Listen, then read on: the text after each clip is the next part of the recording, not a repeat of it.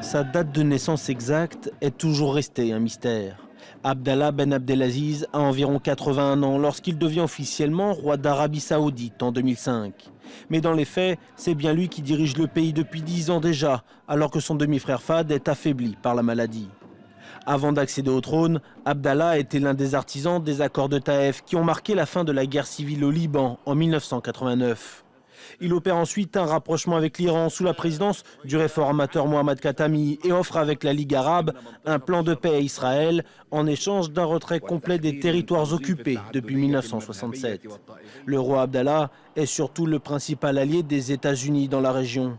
En échange de ce précieux soutien dans l'ère post-11 septembre, Washington est aussi très présent militairement dans la région pour soutenir son partenaire, qui n'est autre que le premier exportateur mondial de pétrole.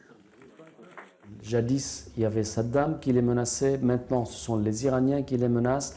Et donc les Américains, avec la 5e flotte basée dans le Golfe, avec les porte-avions, avec les AWACS qui sont co-gérés avec l'Arabie, eh bien, ils ont les moyens de protéger l'Arabie d'agressions extérieures.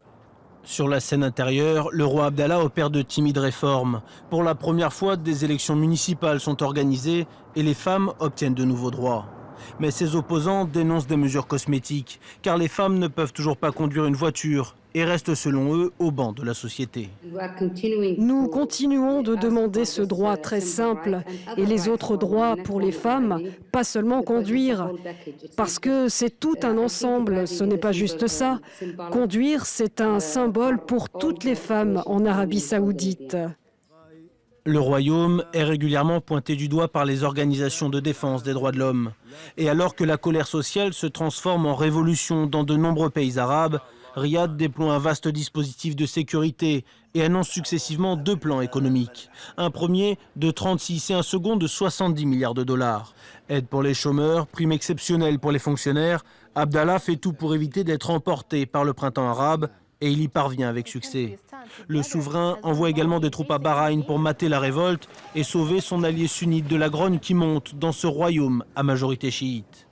Sa fin de règne aura été marquée par la vision d'un monarque affaibli. Son âge avancé et ses problèmes de santé persistants avaient régulièrement relancé les rumeurs autour d'une guerre de succession ces dernières années.